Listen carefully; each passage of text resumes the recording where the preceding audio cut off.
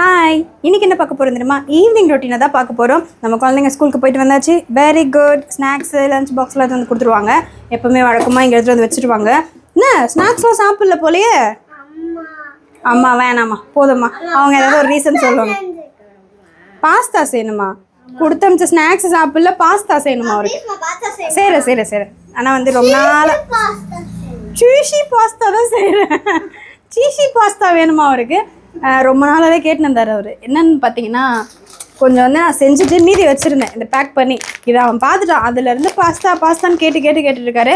நம்ம வந்து இப்போ இதை தான் செய்ய போகிறோம். சீசி பாஸ்தா இப்போ வைரலாக போயிட்டுருக்கு. அது வேறு ட்ரெண்டிங்காக அந்த தக்காளி வெங்காயம் போட்டு வேக வைக்கிறது. அந்த மாதிரி தான் பண்ண போகிறோம். பண்ணிடலாம். டீ போட்டாச்சு.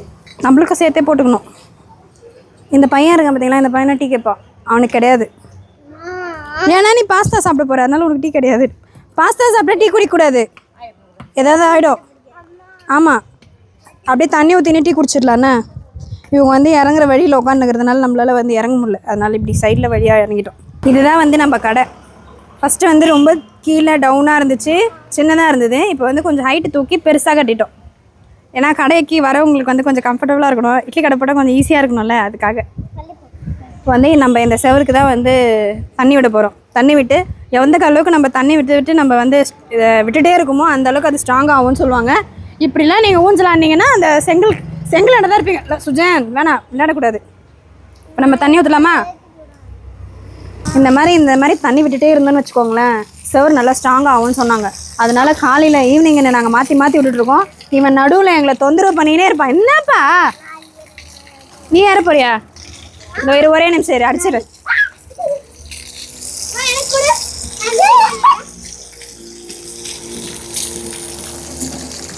இந்த கடை இருக்குது பார்த்தீங்களா, இந்த கடை தான் எங்களோட ஆசை கனவு. இதை வந்து மாற்றி கட்டணும் அப்படின்னு ரொம்ப நாளாகவே நாங்கள் யோசிச்சுட்டு இருந்தோம். ஆனால் என்னன்னே தெரியல, அதை கட்டுறதுக்கான ஒரு சூழ்நிலை எங்களுக்கு அமையவே இல்லை.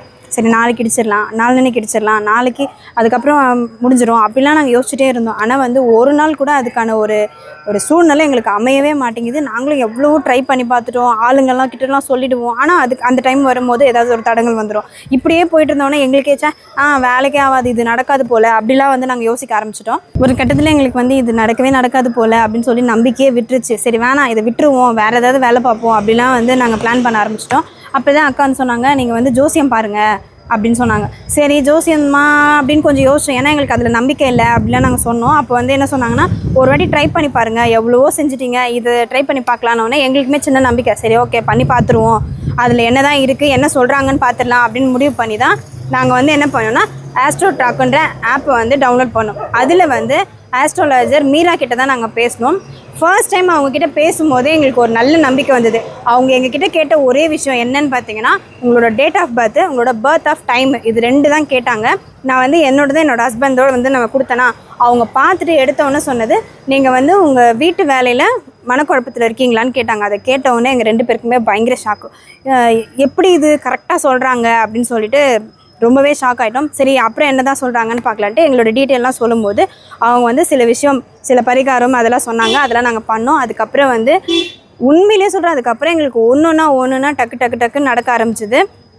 இந்த அளவுக்கு இப்போ வந்து இந்த செவரு கட்டுற அளவுக்கு வந்துருச்சு. இன்னும் கொஞ்சம் நாளில் ரூப் போட்டு இதை வந்து கடையாகவே நாங்கள் மாற்றிடுவோம். அடுத்தடுத்த வேலை கரெக்டாக நடக்க ஆரம்பிச்சிது. எங்களுக்கு வந்து ரொம்பவே நம்பிக்கை வர ஆரம்பிச்சிது. அதுக்கப்புறம் அடுத்தடுத்த இதுக்கு சொல்லப்போனால் இந்த கடை இடிச்சிட்டு பூஜை போடுற அன்னைக்கு வந்து நாங்கள் வீட்லேயே இல்லை, நாங்கள் வந்து ஊருக்கு போயிட்டு இருந்தோம். அப்போ கேட்டோம், நாங்கள் ஊரில் இல்லை பூஜை போடலாமா அப்படின்னு சொல்லும்போது அவங்க வந்து ஒரு நாள் குறித்து கொடுத்துட்டு, இதில் வீட்டில் பெரியவங்க யாரோ அவங்கள போட சொல்லுங்கள், எல்லாமே நல்லபடியாக நடக்கும் அப்படின்னு சொன்னாங்க. நாங்களுமே வந்து நாங்கள் தான் ஊருக்கு போயிட்டு, ஆனால் அம்மா வீட்டில் இருந்தாங்க. அம்மா வச்சு அக்காங்களை வச்சு நாங்கள் பூஜையும் போட்டோம். அதுவுமே நல்லபடியாக முடிஞ்சுது. இத்தனை நாள் நாங்கள் பக்கத்தில் இருந்தாலே வந்து நடக்காத விஷயம் நாங்கள் இல்லாத போது கூட நல்லாவே நடந்துச்சு. அது வந்து எங்களுக்கு ரொம்பவே வந்து ஒரு நம்பிக்கையை கொடுத்தது. ஓகே இனிமேல் வந்து நம்ம கடையை கட்டிடுவோம் அப்படின்னு ஒரு தைரியமும் வந்துச்சுன்னா பாருங்களேன். அது வரைக்கும் வந்து எங்களுக்கு வந்து கவலையிலையோ ஒரு குழப்பத்திலையோ இருந்த எங்களுக்கு அந்த ஆஸ்ட்ரோடாக் ஆப்போ ஆஸ்ட்ராலஜர் மீராவும் ஒரு நல்ல ஒரு நம்பிக்கையை கொடுத்தாங்கன்னு கூட சொல்லலாம். யாரோ ஒருத்தர் வந்து நம்மளோட மனசை வந்து புரிஞ்சு நம்ம கவலை குழப்பம் எல்லாத்தையும் தீர்த்து விட்டா மாதிரி ஒரு நம்பிக்கை கிடச்சிது. அது வந்து எங்களுக்கு ஒரு புத்துணர்ச்சி கொடுத்ததுன்னு கூட சொல்லலாம். அதுக்கப்புறம் நடக்கிற எல்லா விஷயமும் நாங்கள் அவங்கக்கிட்ட ஷேர் பண்ண ஆரம்பித்தோம். அதுக்கப்புறம் அவங்க சொன்னது என்னென்னா, இனிமேல் உங்களுக்கு எந்த பிரச்சனையும் கிடையாது, இனிமேல் எல்லா சந்தோஷமும் உங்கள் வீட்டுகளுக்கு வந்து வரும் அப்படின்னு சொன்னாங்க. அதிலிருந்து எங்களுக்கு எல்லாமே பாசிட்டிவாக தான் நடந்துகிட்ருக்கு. ஸோ வந்து எங்களுக்கு இது ஒரு பெரிய விஷயம்னு கூட சொல்லலாம். வாங்க நம்ம உள்ளே போயிட்டு அடுத்த விஷயத்த பேசலாம். எங்களுக்கு இந்த கடை கட்டணுன்ற பிரச்சனை வந்து இந்த ஆஸ்ட்ரோடாக் ஆப் மூலமாகவும் ஆஸ்ட்ராலஜர் மீரா மூலமாகவும் ரொம்பவே ஈஸியாக எங்களுக்கு முடிஞ்சிருச்சு. இப்போ நல்லபடியாகவே வந்து நாங்கள் கடை கட்டிகிட்ருக்கோம். அதே மாதிரி உங்கள் வீட்டில் கூட வீடு கட்டணும், கல்யாணம் ஆகணும், இல்லை குடும்பத்தில் ஏதாவது பிரச்சனை அப்படின்னு எதுவாக இருந்தாலுமே நீங்களுமே அவங்களை தொடர்பு கொள்ளலாம். அதுக்கு உங்களுக்கு வந்து நான் டிஸ்கிரிப்ஷன்லையும் கொடுக்குறேன், ஃபர்ஸ்ட் கமெண்ட்லையும் பின் பண்ணுறேன். நீங்கள் அந்த லிங்க்கை கிளிக் பண்ணி ஆஸ்ட்ரோடாக்கை வந்து டவுன்லோட் பண்ணி அவங்க கூட நீங்கள் அதை ஈஸியாக சேட் பண்ணிக்கலாம். ஃபர்ஸ்ட் சேட் பண்ணுறவங்களுக்கு முற்றிலும் இலவசமாக பண்ணுறாங்க. ஸோ வந்து உங்கள் வீட்டில் இருக்கிற பிரச்சனையும் ஈஸியாக முடிஞ்சிடும். வாங்க இப்போ நம்ம போய்ட்டு பாஸ்தா செய்யலாமா? வாங்க. கடவுள் பற்றி முக்கியம். இந்த பக்தி தான் வந்து குழந்தைங்களுக்கும் நம்ம சொல்லுவோம். ஜான் சாமி கும்பிட்டாச்சு, சாமி கும்பிட்டாச்சு. கட்டு. சுஜான் நீ சாமிக்கிட்ட என்ன வேண்டுவ? ஐயோ இது ஏதாவது என்கிட்ட சாமிக்கிட்ட என்ன வேண்டும்னா நல்லா படிக்கணுமா? அதுக்கு முதல்ல புக் எடுக்கணும்ப்பா. நீமா நீ தானே, ஆனால் புக் எடுக்க மாட்டேங்க.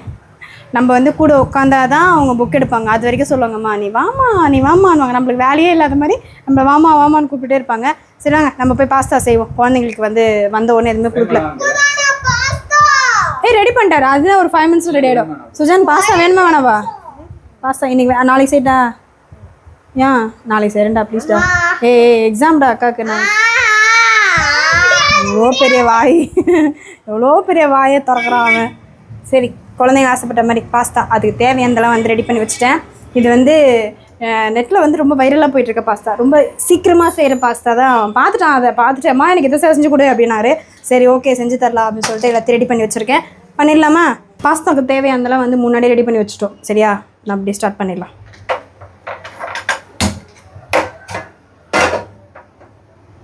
இதில் வந்து தக்காளி வெங்காயம் பாஸ்தா மூணுத்தையும் போட்டு தண்ணி ஊற்றி உப்பு போட்டு வேக வைக்கணும். அதுதான் முதல் ப்ராசஸ், அதை தான் பண்ண போகிறோம். தக்காளி வெங்காயம் தண்ணி ஊற்றியாச்சு. இதில் வந்து நம்ம பாஸ்தாவை போட போகிறோம்.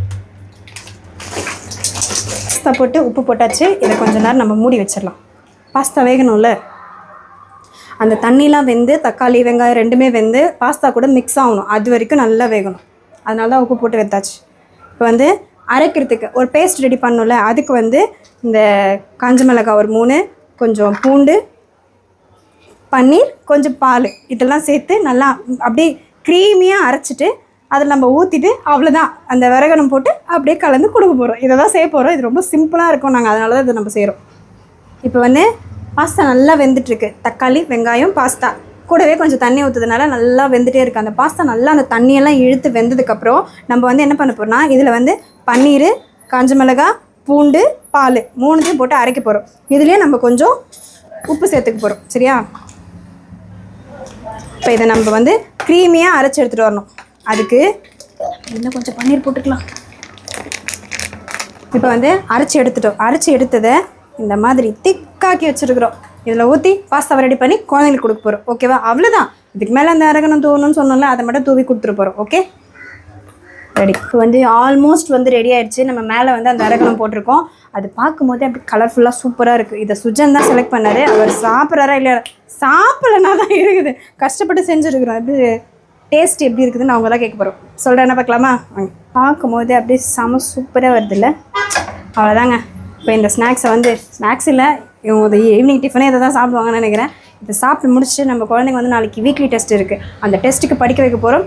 அப்படியே வந்து தூங்க வைக்க போகிறோம். இப்படி தான் போக போகுது ரொட்டீனா. சுஜன் சோ இந்தா நீ கேட்ட பாஸ்தா சாப்பிட்டுட்டு என்ன பண்ணோம்? ஹோம்ஒர்க் பண்ணுமா? நீ படிக்கணும். இவங்களுக்கு வீக்லி டெஸ்ட் இருக்குது, அதனால் இவங்க படிக்கணும். அவர் ஹோம்ஒர்க் எழுதணும். நல்லா இருக்கா? டேஸ்ட்டே அவங்களுக்கு நல்லா இருக்குதான். சரி ஓகே, நம்ம குழந்தைங்க வந்து ஆசைப்பட்ட மாதிரி சூடாக இருக்கா? சூடாக இருக்கா? நம்ம குழந்தைங்க ஆசைப்பட்ட மாதிரி நம்ம ஸ்நாக்ஸ் செஞ்சு கொடுத்தாச்சு. அவங்களுமே அதை நல்லா சாப்பிட போகிறாங்க. அப்புறம் என்ன?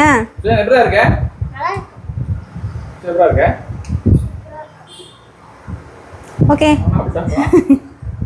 சூடு தாங்க முடியல, அதனால இந்த பக்கம் அந்த பக்கம் சாப்பிட்றாரு. ஓகே, நம்மளும் வந்து இதோட வீடியோவை முடிச்சுட்டு நம்ம வேலையை ரொட்டீனை பார்க்கலாமா? Okay bye.